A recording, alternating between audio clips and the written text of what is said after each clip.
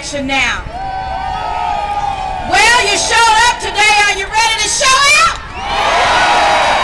Are you ready to tell the banks enough is enough?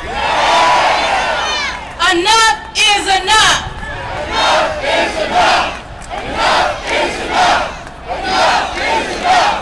Enough is enough. Enough is enough. Enough is enough. Between 2008 and 2012, United States will have an excess of 4 million foreclosures. Almost 500,000 of those will be in the state of Illinois. Our communities are in shambles. Yet we have seen no meaningful legislation come out of Springfield. Our state is in a state of emergency. We need legislators that are on our side. Who will be our champion in Springfield and say no to the banks who are using our tax dollars to lobby against us? The banks must be held accountable for the destruction they have caused in our communities. Every 13 seconds, another home goes into foreclosure. Urban areas across the country that are already beaten down by high unemployment rates, violence, health concerns, and substandard education systems stand in the eye of the storm of the foreclosures. This storm leaves in its wake so much destruction, it makes Hurricane Katrina look like a spring shower. This morning, I saw on the news where they are raising our taxes. The reason why they have to raise our taxes is because the tax base is gone. They foreclosed on all the houses. So the people that are left are now going to have to carry the whole burden. We say no. In 2008, American homeowners lost $11 trillion in assets. This crisis has caused the largest transference of wealth in the African American community ever. Every day, working families live under stress because the next knock at the door could be the sheriff coming to put them out. All while the bankers live it up on big bonuses and lavish parties. Then they had the nerve to have the party in Chicago and didn't invite us.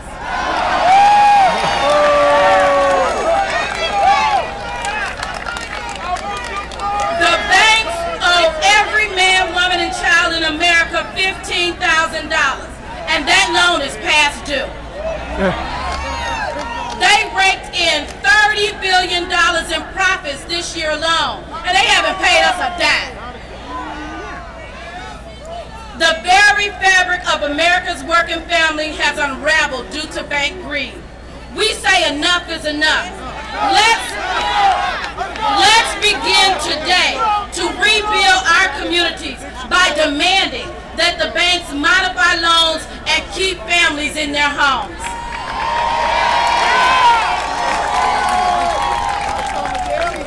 I would like to introduce to you a hard-working woman who has paid her dues, who has played by the rules, and now is in foreclosure. And she's a local SEIU member, and her name is Maria Garcia.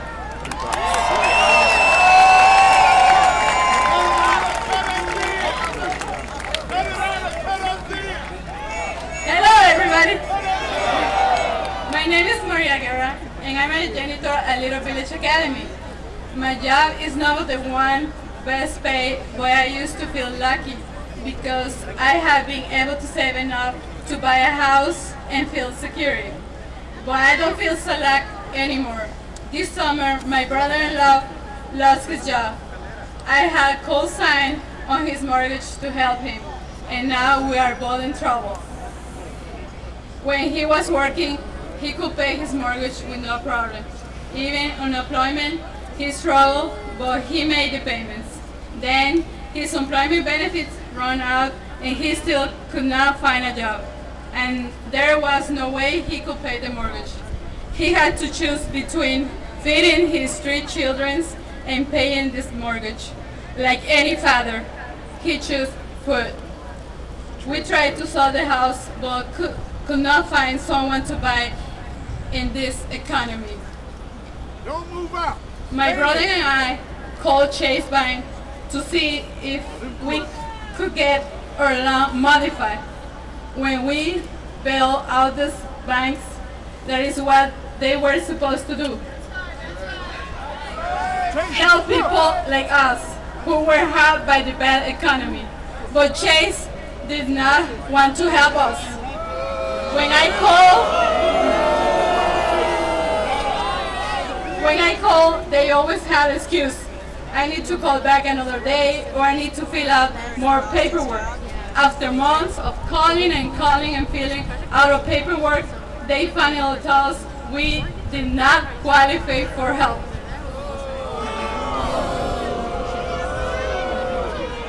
How could we not qualify for help? My brother lost his job because of the bad economy, which was caused by the banks, and now the banks want to help us. They don't even try to help people. So every 30 seconds, another family loses their home. Now we have filled out more paperwork to voluntarily give all my brother's house to Chase.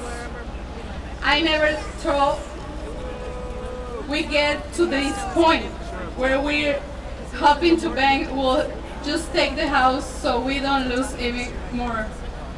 I don't know where my brother and his family will go. I don't know what the future will look for my family either. My credit is ruined, and I'm having my own problems caused by the economy. When I buy my house 2 years ago, I put down $50,000, everything I had. But the value of my house has fallen so much that the money I put is gone. My 14 years old son is a good student applying to good public high schools. But if he doesn't get in, there's nothing more I can do for him now. If things don't turn around soon, I don't know how I will send him to the college. The bankers are recovering, but what about everybody else? And the big question is, when will we see the recovery? When?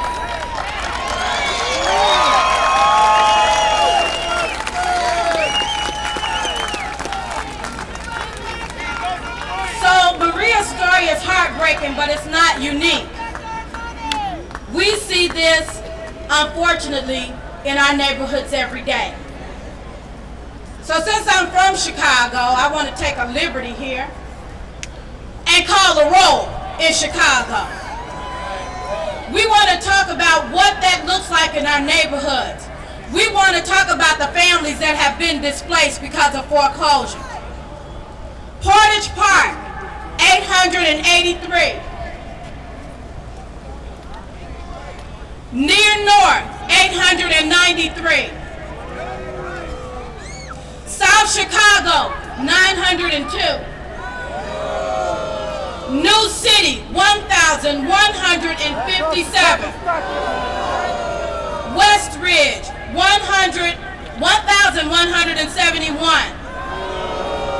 South Shore, 1,187. Auburn Gresham, 1,216. West Pullman, 1,257. Inglewood, 1,350. Humboldt Park, 1,358. Belmar Kerrigan, 1,400. Roseland, 1,402. Chicago Lawn, 1,574. West Inglewood, 1,656. Austin on the west side, 2,215. Those are just a few of the neighborhoods in Chicago that are suffering from foreclosure. The entire city of Chicago, since 2007, there have been 44,091